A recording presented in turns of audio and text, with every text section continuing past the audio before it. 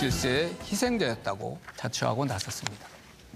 소위 브레튼 우즈와 WTO 체제 하에서 미국 제조업이 공동화되고 일자리가 감소하고 중산층은 붕괴되었다는 것입니다. 높은 관세 부과를 통해 세계 경제의 판을 흔드는 그들의 움직임은 단순히 감정적 대응이 아닙니다. 나름의 이론과 정책적 판단으로 무장된 것입니다. 일시적 현상이 아니라 글로벌 정치 경제 질서 재편으로 이어질 가능성이 큽니다. 국민 여러분께서 이번에 보신 한미 정상회담은 세계 질서 변화의 냉엄한 현실을 극명히 드러낸 장면입니다. 벼랑 끝에 선 긴박한 상황에서 우리 정부는 죽을 각오로 협상에 임했고 의미 있는 성과를 이끌어냈습니다. 이제 이재명 정부 출범 100일을 앞두고 있습니다. 잠재 성장률 하락 추세의 반전 등 아직 갈 길은 멀지만 다행히 최근 경기 회복 온기가 나타나고 있습니다. 한국 경제가 힘차게 다시 뛰어오를 수 있도록 더 낮은 자세로 더 강한 책임감으로 임하겠습니다. 반드시 성과를 내겠습니다. 감사합니다. 네, 말씀 잘 들었습니다. 오늘 주어진 시간이 많지 않기 때문에 질문이나 답변이 길어지면 우리가 준비한 내용을 다 다룰 수가 없습니다. 그래서 질문과 답변 모두 좀 핵심 위주로 말씀 부탁드리겠습니다. 자, 아침부터 긴박한 속보가 나오고 있는데요. 지금 조지아주 구금 한국인 관련해서 전세기가 10일에 현지로 출발한다는 소식도 들어와 있습니다. 그러면 첫 질문 KBS 곽희섭 정치외교부장이 하시겠습니다. 네, 시장님. 네, 첫 질문부터 좀 가볍지 않습니다. 앵커께서 말씀하셨지만 미국 이민당국의 우리 국민 300명 감금 사태에 대해 여쭤보겠습니다. 주문은 안보실 또 외교부이겠습니다. 워낙 현안이라서 정책실장님께 몇 가지 여쭙겠습니다. 우리 국민 300명 감금이라는 사상 초유의 일이 벌어졌습니다. 조현 외교부 장관이 어제 미국으로 떠났고 곧 도착한다고 합니다.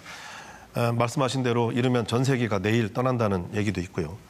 첫 질문입니다. 우리 국민들 언제 귀국할 수 있겠습니까? 네, 교섭은 마무리됐습니다. 그리고 이제 행정 절차가 남아 있습니다. 이제 300여 명이 넘는 분들이고 각 개별 사람마다 사정들이 좀 차이가 있습니다. 그래서 정부는 한 명도 빠짐없이 추방이나 이런 처분이 아니고 자진 입국으로 전원을 우리가 전 세계로 모시고 올 수 있도록 막바지 행정 절차를 마무리하는데 정말 최선을 다하고 있고요. 대통령실 내에서도 오늘 저 오기 직전까지도 회의가 있었고 제가 오기 직전까지도 안보실장님하고 또 통화하고 그랬는데 법집행기관이 미국의 법집행기관이 그리고 일부 이제 우리 에스타 비자로 취업하신 분들의 약간 이제 미국 입장에서 보면 법 위반 사항도 있는 것도 사실이고 그래서 사실 이제 말씀하신 대로 우리 국민들이 그렇게 쇠사슬에 묶여서 일하러 가신 분들이 그렇게 구금을 당한 사태가 너무나 충격적이고 정부는 국민 여러분께서 느끼시는 공분 그대로 미국에 전달했습니다. 외교적으로 가장 강한 톤으로 우려와 유감을 표명했고 산업부 장관은 외교적인 용어가 아닌 또 강력한 항의를 했고 그런 방식으로 해서 저희가 총력 대응을 하고 있고 다행히 지금 미국 백악관이나 이런 쪽에서 우리 쪽 입장을 이제 충분히 이해하시고 지금 행정 절차를 마무리하고 있는데 이해하시는 대로 직접 지금 그 구금을 하고 있는 당국은 법집행기관입니다. 법집행기관은 법집행기관 나름의 또 본인들의 원칙이 있어서 거기도 또 저희가 이해시키고 빨리 모든 걸 해결하는 게 중요한 게 아니고 우리 국민들의 불이익이 없는 방식으로 마무리될 수 있도록 지금 행정 절차에 거의 마무리가 다 됐고요.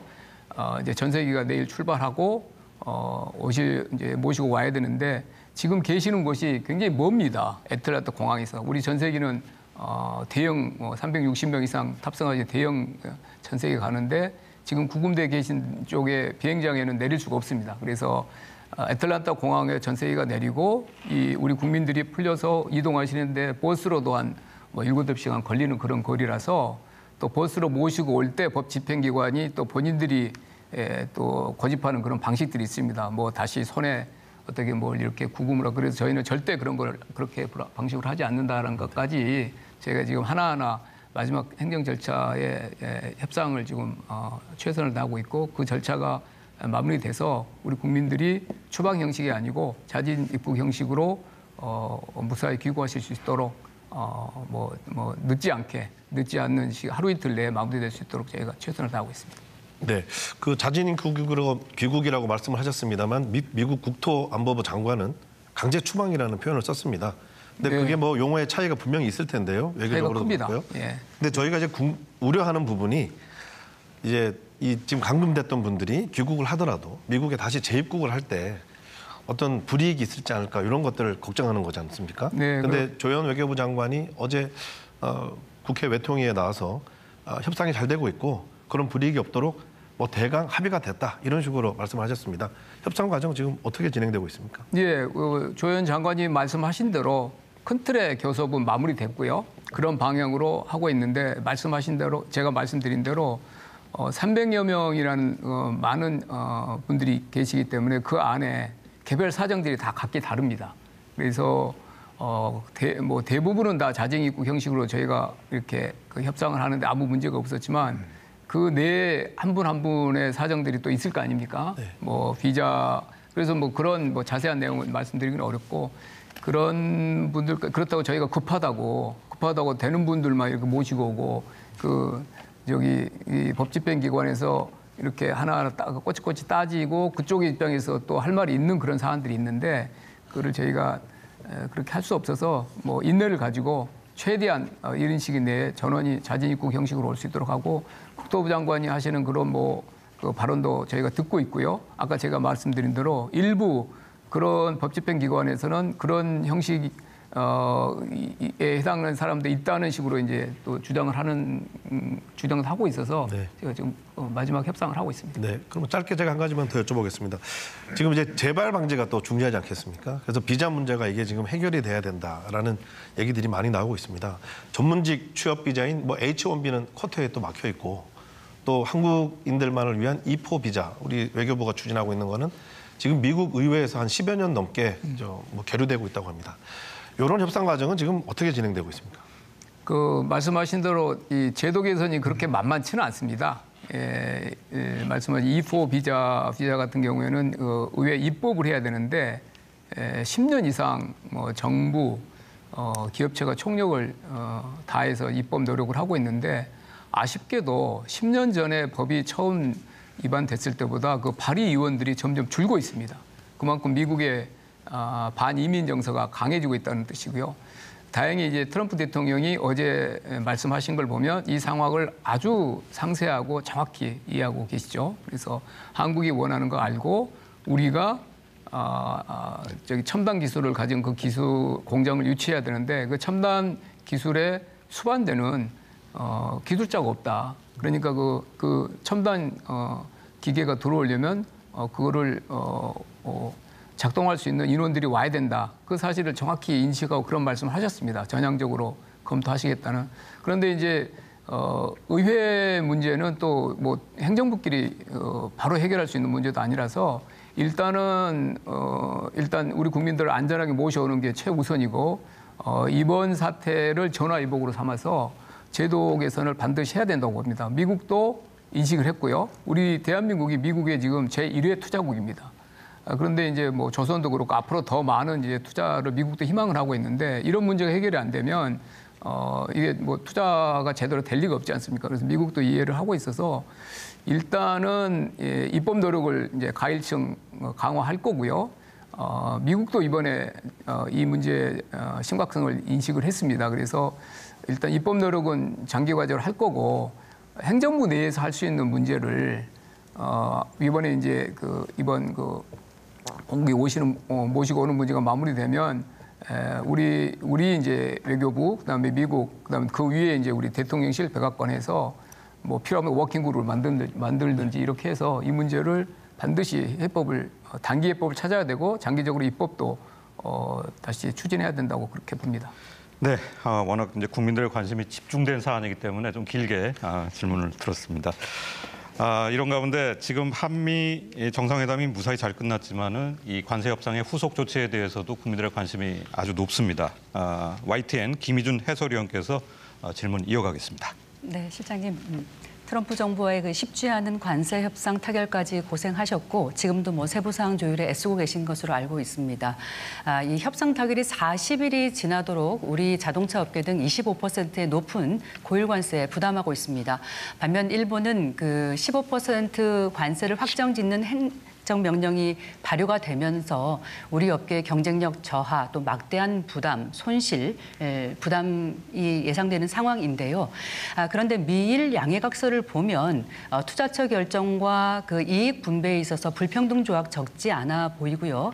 심지어 투자처가 결정된 지 그 45일이 넘도록 투자를 하지 않으면 또다시 더 높은 관세를 매길 수 있다. 뭐 이런 단서까지 달았습니다. 우리 정부 이 같은 조건 받아들일 수 있습니까? 우리의 협상 레드라인은 무엇인지 궁금합니다. 예, 말씀하신 대로 관세 협상은 7월 30일 날 타결이 됐죠. 한미 간에. 그리고 트럼프 대통령 앞에서 우리 협상단과 타결이 된 거고요. 지금 남아있는 것은 그 세부 이행 방안입니다. 정확히 말씀드리면 3,500억 펀드를 어떻게 운영할 것인지에 대한 MOU라고 그러죠. MOU를 이제 한국과 미국 사이에 이제 그 문안을 가지고 서로 협상을 좀 뭐 수십 번 했습니다. 수십 번 했고요. 일본이 어떻게 하고 있는지 뭐 당연히 저희 알고 있었고 우리보다 먼저 일본도 5,500불 펀드를 미국과 합의를 했기 때문에 그 문안도 뭐 초안 단계부터 저희도 알고 있고 우리에게 제시된 문안과 또 그렇게 차이도 나지 않고 지금 우리 말씀하신 대로 그 문안을 보면 우리나라 국민 중에 누가 그 문안 그대로 뭐 사인해야 된다고 생각하시겠습니까? 그래서 저희는 절대 그런 문안으로는 사인을 할 수가 없습니다. 그래서 그런 이야기를 분명히 이야기를 하고 있고 또 미국과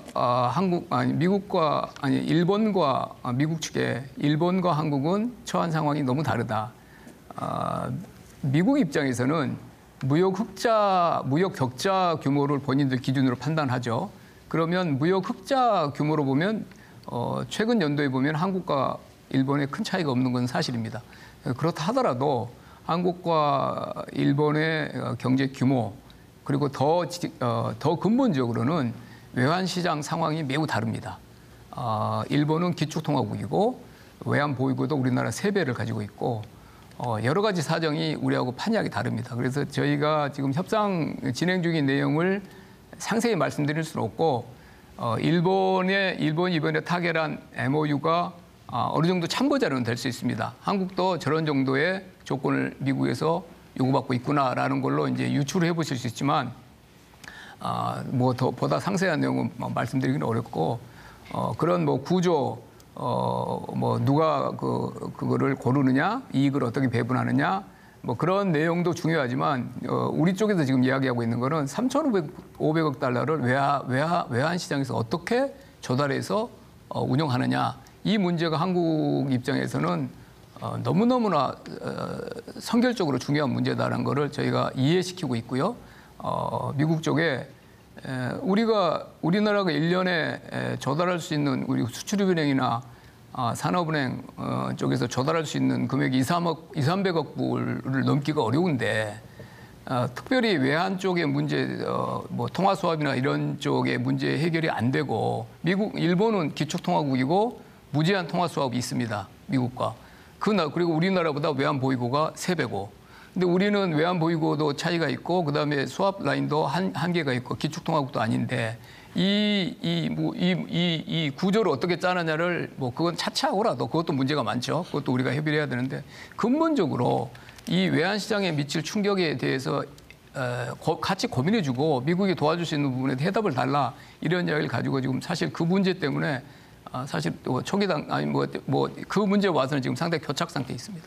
네, 한 가지만 더 질문 드리겠습니다. 이 관세 협상의 타결의 키는 이제 조선업 마스가였다고 생각이 됩니다. 그 트럼프 대통령의 이제 요구를 잘 간파한 영리한 전략으로 평가가 되는데, 그런데 이 1,500달러에 달하는 조선업 투자 패키지의 이행 방안도 아직은 명확하지 않은 것 같습니다.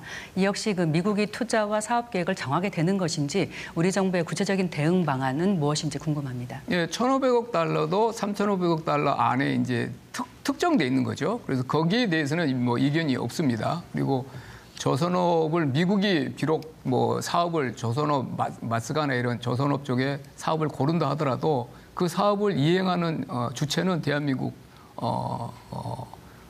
이렇게 기업들이기 때문에 그거는 이제 수혜자는 뭐 우리나라 기업이 될 거고요.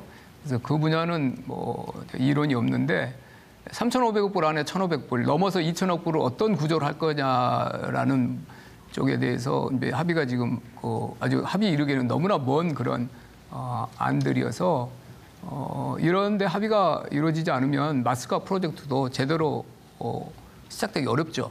그러면은 미국 쪽에서 필요로 하는 그런 뭐 왜 조선업이나 이런 쪽에 대한민국에 도움이 필요한지에 대해서는 여러 이유가 있을 거 아닙니까? 그런 사업들도 실현 시작되기 어렵습니다. 그런 사정들을 종합적으로 저희가 우리가 또 뭐 어느 정도 내세울 것도 있고 그러니까 네. 종합적으로 협상에 임하고 있습니다. 네, 자세한 설명 잘 들었습니다. 저 지금 대미 투자 규모가 워낙 엄청나기 때문에 이 국내 산업 현장에 줄 영향도 상당할 것 같은데요. 관련해서 MBC 김희웅 논설위원 질문 이어가겠습니다. 네, 시간이 빨리 흐르니까 지금 질문을 엮어서 그냥 한 번에 드리겠습니다. 결국 관세 협상의 국내 파장이 관건인데 그 국내에 미치는 영향 관련해서 이번 투자 규모가 소위 이제 3,500억 불 플러스 1,500불. 이게 이제 국내 제조업 연간 설비 투자 총액의 5배에 가까울 만큼 결국 국내 제조업이 타격을 받는 거 아니냐, 공동화에 대한 우려가 나오고 당장은 내년도 경제 성장률을 아마 여러 기관에서 1% 중후반대로 예측을 했는데 이게 이런 막대한 규모의 투자 규모가 발표되기 전이라면 더욱더 하향에 대한 우려가 나올 수밖에 없는 상황이 있고요. 그래서 좀 더 길게 보면 2, 3년 후 이런 막대한 투자 규모로 인한 국내 산업에 미칠 영향, 이런 거에 대한 준비 상황, 이런 거 하나 하고 결국 이번 당장 수출 통계만 봐도 대미 수출이 많이 줄었지 않습니까? 관세 영향으로. 이거를 수출 다변화로 글로벌로 확대한다 그래도 결국 글로벌로 관세 영향이 미칠 거기 때문에 특히 수출 중소기업에 미칠 영향이 간단치 않은데 이런 중소기업의 생존에 대한 좀 치밀한 계획이 있어야 될 것 같습니다. 그리고 덧붙여서 하나만 더 말씀드리면 일본 자동차가 15%로 정해졌지 않습니까?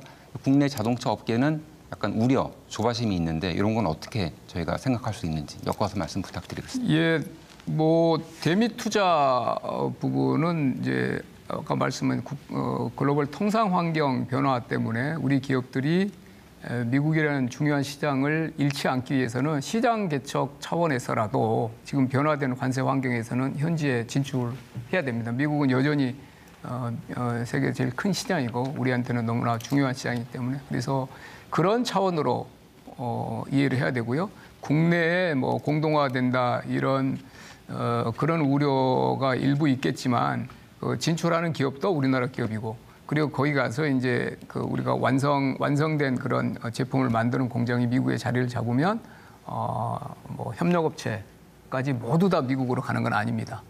그렇게 갈 수도 없고 그래서 협력업체들은 여전히 국내에 남아 있어서 뭐 R&D 센터랄지 핵심 그런 그 기능은 국내에 남아 있기 때문에 우리나라 우리 기업들의 그 외연을 넓힌다 그런 쪽으로 저는 대체되는 효과가 분명히 있긴 있지만 반드시 국내에 이렇게 투자할 게 다 외국으로 간다 이렇게 보기는 어렵고 변화된 통상 환경에서 지금 현재 우위를 지키고 시장을 이렇게 개척하는 데는 필수적인 그런 과정이기 때문에 한다고 생각하고요. 3,500불 펀드가 일시에 다 나가고 그럴 수가 없습니다. 아까 제가 말씀드린 대로 뭐 미국에서는 이제 기대하는 그런 금액이 있지만 실제 이제 MOU를 맺고 실제 투자가 일어나고 그럴 때는 껌껌이 봐야 되기 때문에 무슨 이렇게 뭐 거기서 요청하면 바로 얼마가 바로 다 넘어가고 이런 개념으로 운영되기는 어려울 것입니다. 그래서 네. 국내 감내 가능한 범위 내로 운영이 될 거고요. 자동차 같은 경우에는 이제 뭐 일본은 도요타고 대표가 한국은 이제 현대차니까 현대기아차니까 지금 단기적으로는 그쪽이 이제 15% 낮아지고 여기가 이제 우리가 25%라 그러면은 이제 격차가 있는데 저도 그 사실을 알고 있고요. 그렇다 하더라도 자동차 산업이 중요하고 우리 관세 차이를 줄이는 것도 중요하지만 3,500억 불이란 그런 우리 경제 전체에 미치는 너무나 큰 충격을 줄 수 있는 거를 이 단기간에 자동차 산업에 이 관세 차이 좁히겠다고 서둘러서 합의할 수는 없는 사정 아니겠습니까? 저희가 관련 업계하고도 상황도 공유하고 있고요. 네. 이런 시간에 이런 한미 간의 합의가 이루어질 수 있도록 최선의 협상에 최선을 다하겠습니다. 네, 우리 국민의 그 구금 사태와 또 한미 관세 협상 후속 조치가 이제 관심 사안이기 때문에 좀 자세하게 설명을 해주셨습니다. 자, 앞으로 질문들은 좀 핵심 사안 위주로 약간 시간을 줄여서 답변해 주시면은 큰 도움이 될 것 같습니다. 다음에는 CBS 이재준 정치부장입니다. 지난주에 정부가 정부 조직 개편안을 발표를 했는데요. 이것도 역시 상당한 관심을 끌고 있습니다. 질문하시죠. 네, 이재명 정부의 조직 체계 지난 주말 고위 당정에서 확정이 됐습니다. 우리 실장님에게 친정 같은 곳들입니다. 먼저 기획재정부, 재정경제부, 기획예산처 18년 만에 다시 둘로 나뉘게 됐습니다. 예산 권한 없는 경제부총리 어떻게 평가한지 일단 궁금하고요. 금융위원회 정책 기능이 재경부로 가고 감독 기능을 금감원과 함께 맡게 됩니다. 여기에다 금융소비자보호원 신설해서 금융 관련 정부 조직만 4곳이 된 건데 4명의 시어머니가 생기게 됐다. 이런 시장의 우려 어떻게 풀어주시겠습니까? 예, 경제부총리는 재정경제부는 그 예산이 이제 기획예산처럼 독립되지만 또 금융정책 기능이라는 매우 이제 그것이 정책 운영에서 중요한 툴이 또 추가가 됐습니다. 그래서 경제부총리 역할을 수행하는 데 저는 문제가 없을 걸로 보고요. 같은 논리라면 과기부총리는 그러면 뭐 예산권이 뭐 물론 이제 거기도 과기 예산이 일부 있긴 있지만 부총리라는 것은 꼭 예산이 있어야 되는 건 아니고 어떤 면에서는 저 같은 경우는 한 35년 정도 일하면서 이제 여러 조직 형태를 지금 나온 조직 형태를 다 겪어봤죠. 저도 한 서너 번 정도 조직 개편이 있었기 때문에 그 장단점을 직접 경험하기도 하고 그랬는데 예산이 있을 때도 있고 없을 때도 부총리가 있는데 예산이 있을 때 장점도 있고요. 예산이 있을 때 단점도 있습니다. 너무 예산이라는 직접적인 그런 부처 통제 장치에 의존하게 되는 그런 그 문제도 있고 거시경제 총괄 부처는 사실 국가의 장기적인 그런 경제 정책 그리고 뭐 지금 같은 경우에는 통상 환율 뭐 이런 문제에 정말 심층적으로 고민을 해서 다른 부처가 보기 어려운 그런 종합적인 보고서를 내고 제안을 하고 그래서 이제 팀을 이끌어 가야 되는데 기획예산처라고 그래서 뭐 독립된 뭐 이렇게 독립된 부처가 아니고 부총리 밑에 있는 같이 통화를 받는 그런 거고 또 인원들이 과거에 한참 오랜 기간 같이 일했던 그런 동료들이기 때문에 협조에는 아무 문제가 없을 거로 그렇게 보입니다. 금융인도 마찬가지입니다. 국내 금융과 국제 금융이 분리되어 있으니까 문제가 많다는 지적이 끊이지 않았고 이번에는 또 그 문제가 해결된 것이고요.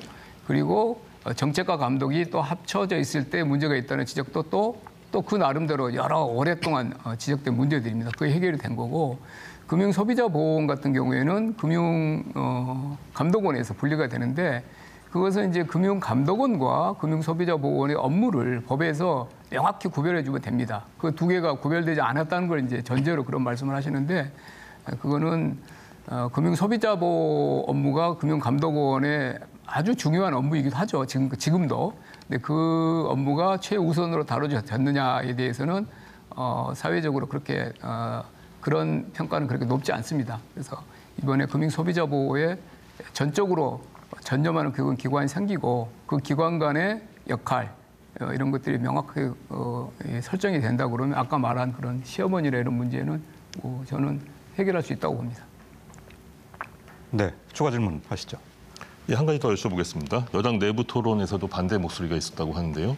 기후환경에너지부, 그러니까 규제와 진흥을 한 울타리에 놓을 수 있겠느냐. 여기에 대해서 어떻게 평가하시는지. 그것도 꽤 많은 이제 내부적으로 건강한 토론이 있었죠.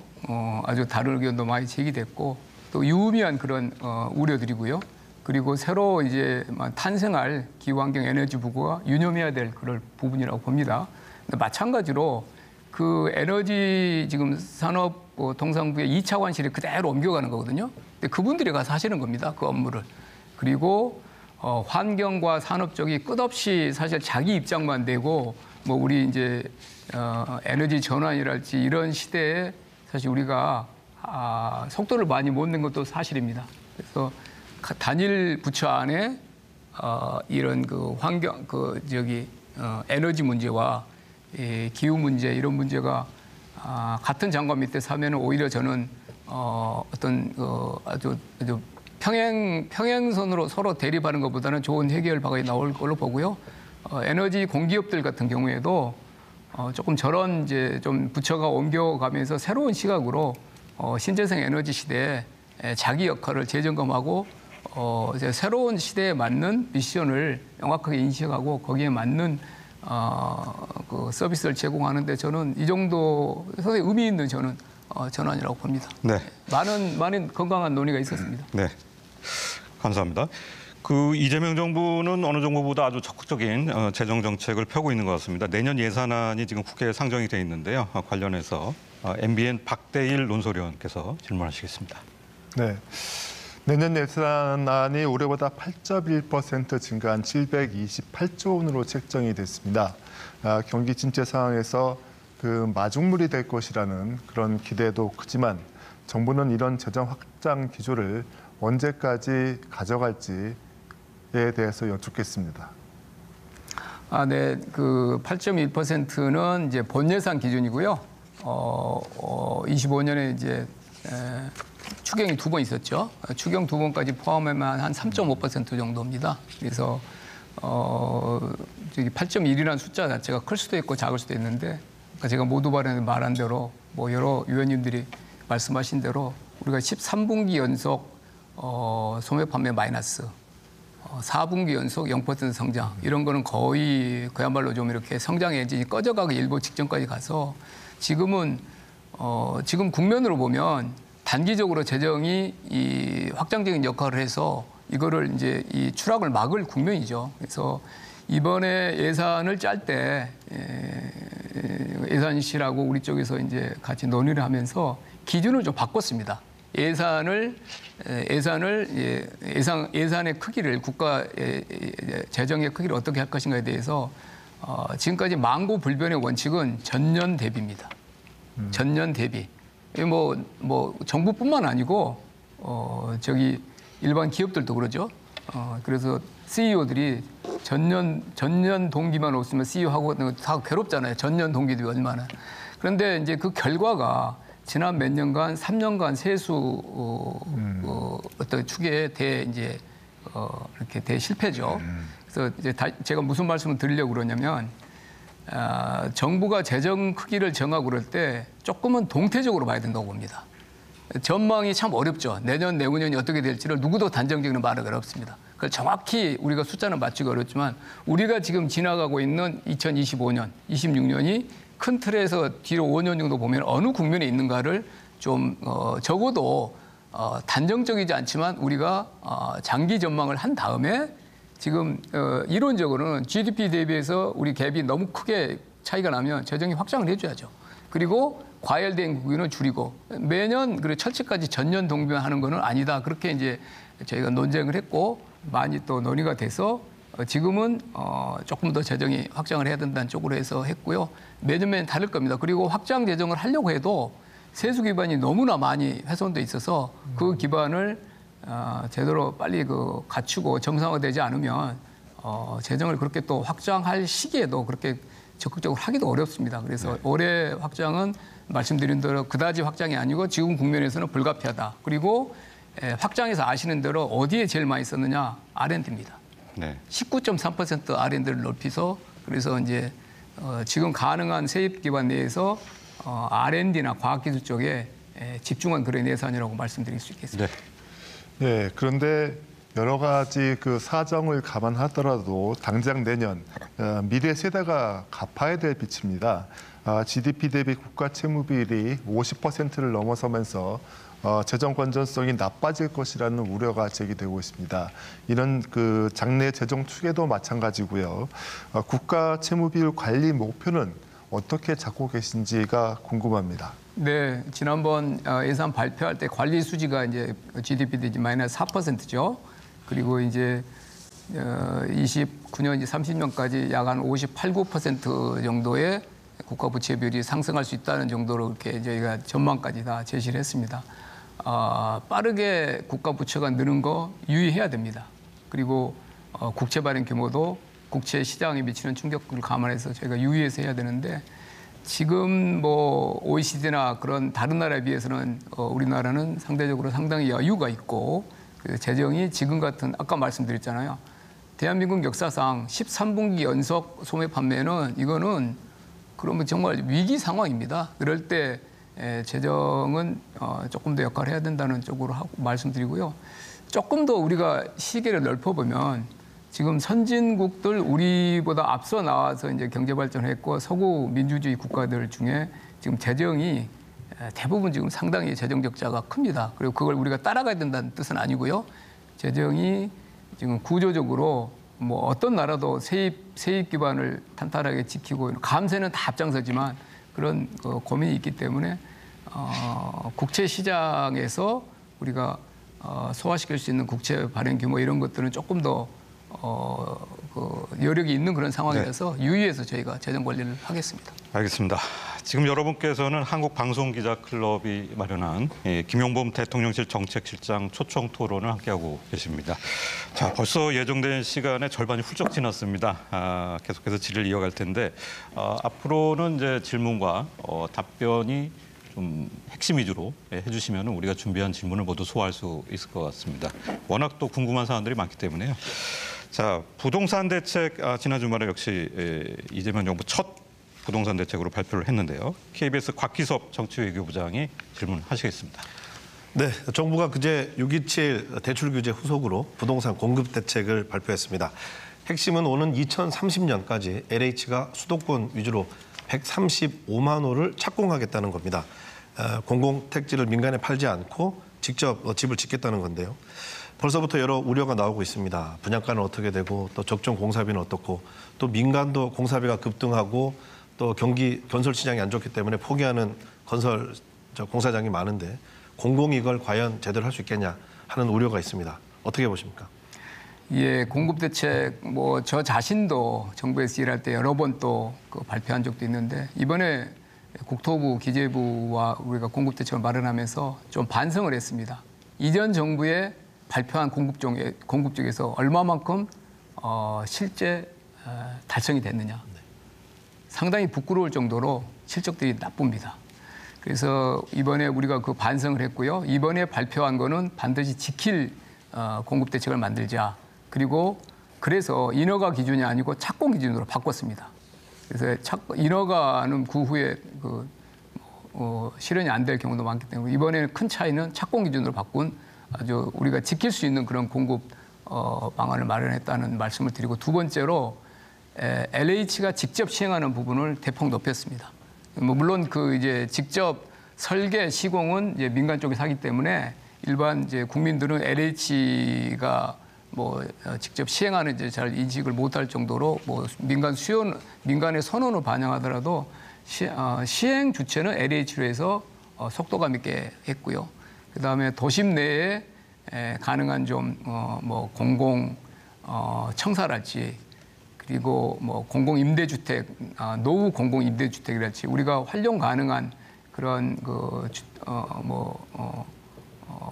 대상은 적극적으로 우리가 시행을 하고 그다음에 거기에 필요한 특별법을 제정을 해서 특별법로 갖춰서 어떤 시도나 지자체의 또 입장이 다 다르기 때문에 중앙정부 입장에서 사업을 신속하게 할 수 있도록 그런 방안을 만들었다. 저는 공급대책 기다려주시면은 정부가 이번에 발표한 대로 최대한 신속하게 그렇다 하더라도 몇 년씩 걸리는 일이지만 제가 공급을 필요한 지역에 공급을 반드시 이른 시간 내에 만들어내겠다는 약속을 드리고요. 이거를 분기 단위로 해서 제가 그런 말도 했습니다. 과거 시절에 경제개발 5개년 계획 같이 주택건국 5개년 계획을 발표로 해서 매년 우리가 이행 점검을 하자 그런 각오로 이번에 대책을 만들었습니다. 네, 잘 들었고요. 근데 역시 이제 부동산 대책이 나올 때마다 실효성도 문제지만은 이제 부동산 관련 세제, 이 보유세 관련해서 또 국민들의 관심이 많은 것 같습니다. 이 부분 관련해서 CBS 이재준 정치부장이 질문하시겠습니다. 예, 실장님 방금 말씀하셨지만은 대출 규제와 공급 대책 이걸로도 소위 약발이 안 먹힐 경우 당연히 상정하고 계실 텐데요. 세금 역시 언제든 쓸 수 있는 카드다. 실장님이 일단 여지는 열어두셨습니다. 많은 국민들이 관심 갖고 있는 게 종부세 비롯한 보유세 정책일 텐데요. 실장님 생각하시는 보유세 추진 방향 설명을 부탁드립니다. 지난번에 제가 우리 대통령실 안에 브리핑할 때도 말씀드렸는데 부동산 가격 안정을 위해서 세제를 활용하는 것은 기본적으로 신중해야 된다고 봅니다. 그런 취지로 제가 말씀드렸고요.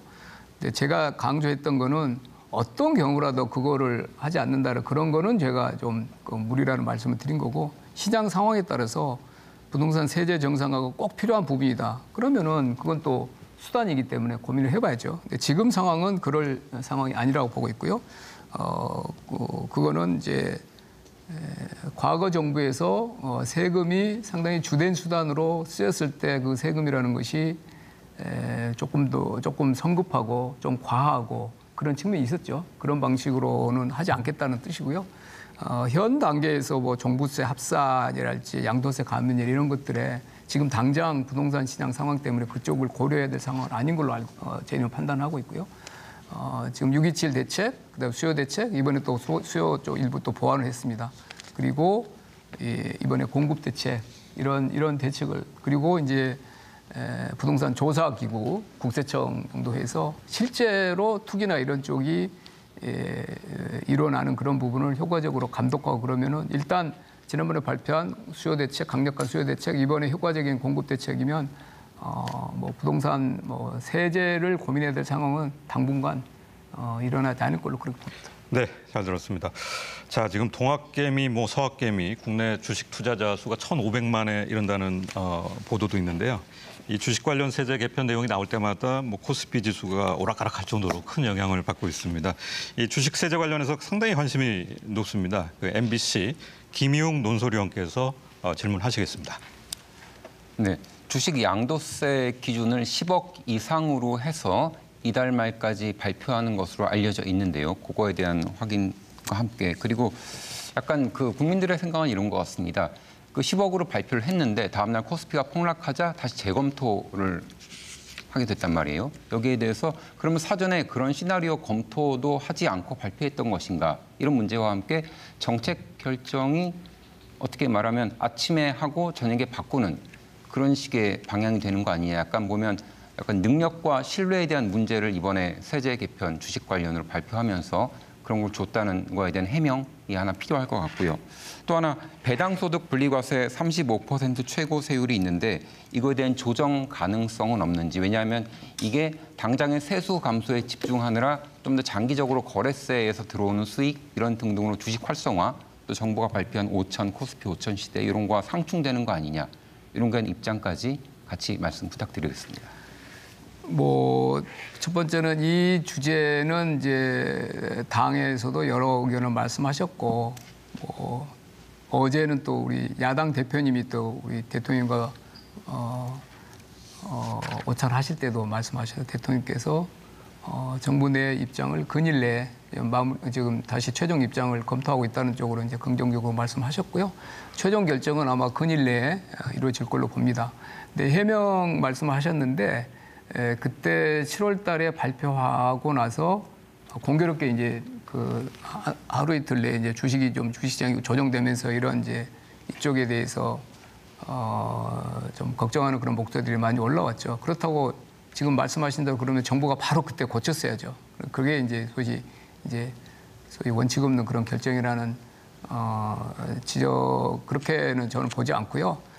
분명한 정부의 조세 정책상의 그런 고려가 있었습니다. 그런데 자본시장에 미치는 영향도 크다는 게 또 이번에 더 이제 드러났죠. 그래서 그런 부분도 정부도 인식을 하고 있고요. 그런 방안들을 종합적으로 고려해서 근시일 내에 정부 입장을 이제 발표할 예정이고요. 배당 세제에 대해서는 조금 더 그 주제보다는 여러 의견들이 존재합니다. 그리고 지금 정부가 이번에 국회에 제출할 안에도 여러 이제 배당 세제에 대해서 배당에 대해서 인센티브를 주는 건 다 그렇게 돼 있죠. 그래서 어느 만큼, 어느 구간별로 얼마만큼 거기에 대한 정부안이 좀 충분하지 않다 이런 이제 의견들도 있죠. 그래서 그 주제는 이렇게 일률적으로 한쪽으로 의견이 모아지는 주제가 아니기 때문에 정부 세법이 11월 달에 조세소위에서 논의될 때 충분하게 조세소위에서 논의돼서 합의가 결론이 날 걸로 그렇게 봅니다. 네, 시장님 그러면은 주식 양도세 대주주 기준은 좀 완화하는 것으로 알고 있어도 됩니까? 근일 내에 정부 최종 입장을 말씀드리겠습니다. 네, 알겠습니다. 자, 지금 기업계에서 가장 걱정하는 부분이 있습니다. 바로 노란봉투법 통과와 그 시행 부분인데요. 관련해서 MBN 박대일 논설위원이 질문하시겠습니다. 네, 기업들은 내년 3월부터 시행되는 일명 노란봉투법에 대해서 상당한 부담을 호소하고 있습니다. 파업 시 손해배상 책임 제한 이외에도 그 하청 기업과의 직접 교섭이 아주 많이 걱정된다고 합니다.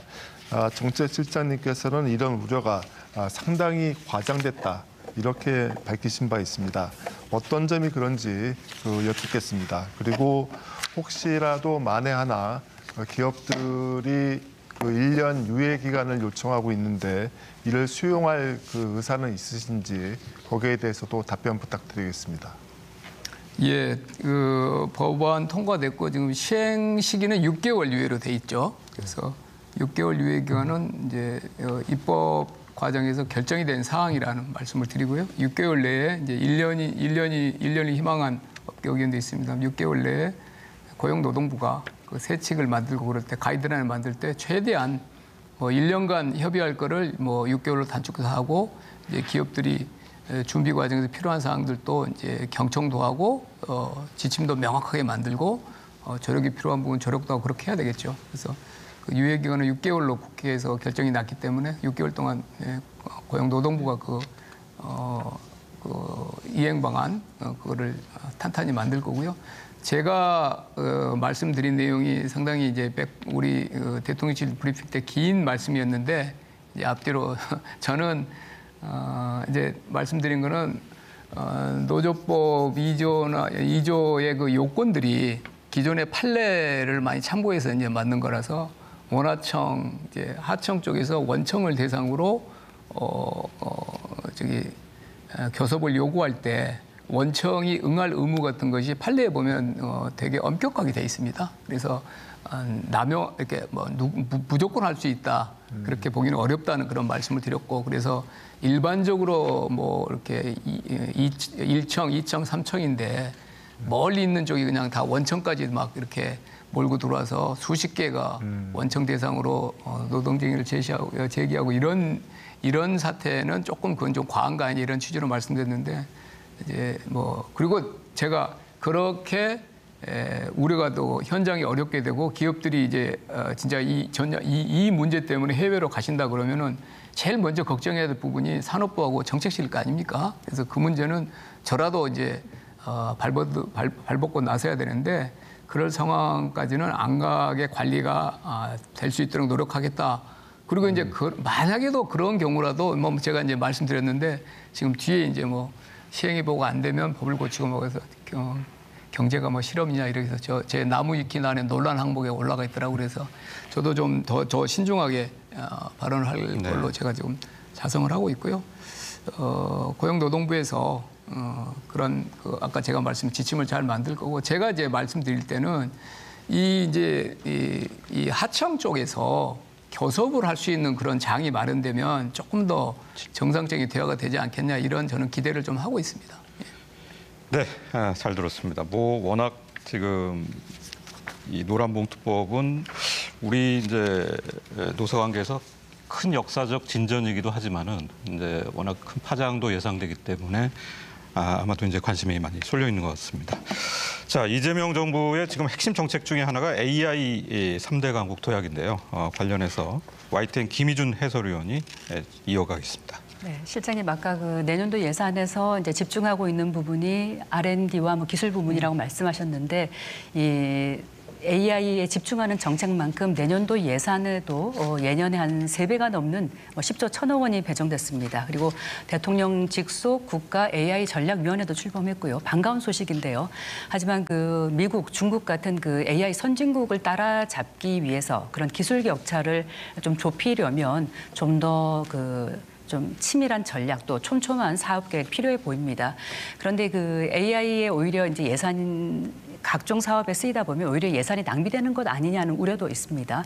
과연 AI 예산 배분 어떻게 하고 기대 효과는 무엇인지 궁금하고요. 또 한 가지 그 AI 집중으로 인해서 오히려 에너지 문제가 발생하고 또 소득이나 자산의 어떤 그 양극화 문제는 오히려 뒤로 밀리는 거 아니냐는 우려도 나오고 있습니다. 이에 대한 입장도 설명해 주십시오. 어제 이제 대통령 직속 AI 전략위원회 출범식에서 이제 그런 문제를 많이 다뤘는데 이제 질문하신 모두의 AI 문제까지 포함해서 종합적인 방안을 만들었고요.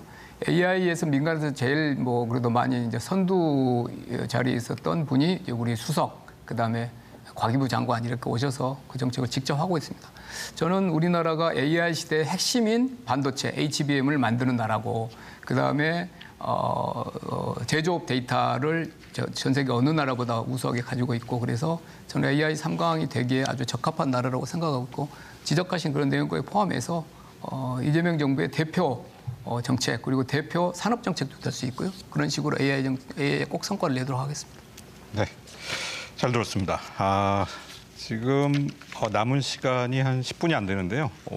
그러면 남은 시간 동안 조금 이제 이 패널 분들께서 좀 궁금해하시는 부분 다시 한번 질문을 한번 드리겠습니다.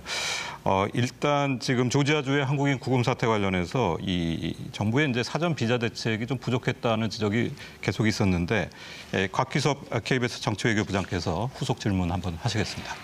네, 실장님, 지금도 미국에서 우리 기업들이 많은 곳에서 공장을 짓고 있고요. 말씀하신 재발 방지책이 무엇보다 중요할 것 같습니다. 지금 외교부 장관이 가서 또 협의를 하고 있겠습니다만, 지금 뭐 사실 예정된 그 유엔 총회에 우리 이재명 대통령께서 가시는 걸로 돼 있잖아요. 가시면은 트럼프 대통령하고 혹시 또 만날 기회가 있고 정상회담이 할 수도 있는데, 지난 정상회담에서는 아마 이 문제가 의제에서 빠졌던 걸로 저희가 알고 있습니다.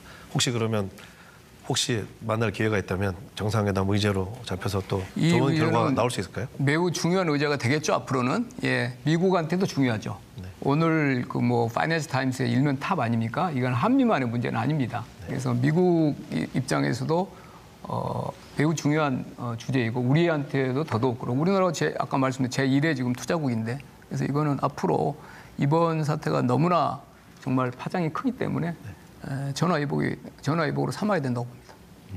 그럼 앞으로 이제 대책을 마련하시겠다는 취지로 들으면 되겠군요. 자, 지금 방송은 우리 사회 젊은 청년분들도 많이 보고 계실 텐데, 제가 질문 하나 드리고 싶습니다. 지금 가을로 접어들면서 이 취업 준비하는 우리 청년들 표정이 굉장히 어둡습니다. 지금 실업자 중에 25에서 29세 비율이 20.3%, 지금 OECD 국가 중에 가장 높은 것으로 나타나고 있습니다. 근데 지금 트렌드를 보면요, 주요 대기업들이 이 공채보다는 수시 채용, 또 그나마 좀 경력자 위주의 채용을 하기 때문에 청년들이 더 힘들어하는 것 같습니다. 그래서 어떻게 보면은 기업들 입장에서는 경영 효율성을 위한 판단이겠지만, 사실 정부 차원에서 이 사회 초년생 청년들의 기회를 좀 늘려줘야 된다는 지적이 많습니다. 특히 워낙 지금 중대 사안이 많다 보니까 이 일자리 창출 정책이 좀 뒤로 밀리는 게 아닌가 하는 지적도 나오는데요. 어떻게 보십니까? 그렇지는 않고요. 일자리만큼 중요한 정책이 어디 있겠습니까? 그래서 그런데 이제 지금 AI 혁명이나 이런 또 기술의 지금 흐름이라는 것이 아주 처음에 일을 배우고 이런 사람보다 그런 거는 그냥 AI가 다 대체하니까 최대 일종의 피해자가 사회에 막 진입하시는 분들이잖아요. 청년들이잖아요. 그래서 저희 너무 시급한 과제로 인식을 하고 있고, 40만 이상의 지금 청년들이 뭐 지금 쉬고 있거나 그런 지금 일자리를 찾고 있는 상황이나 그 통계 저희 무엇보다도 가슴 아프게 지금 받아들이고 있고요.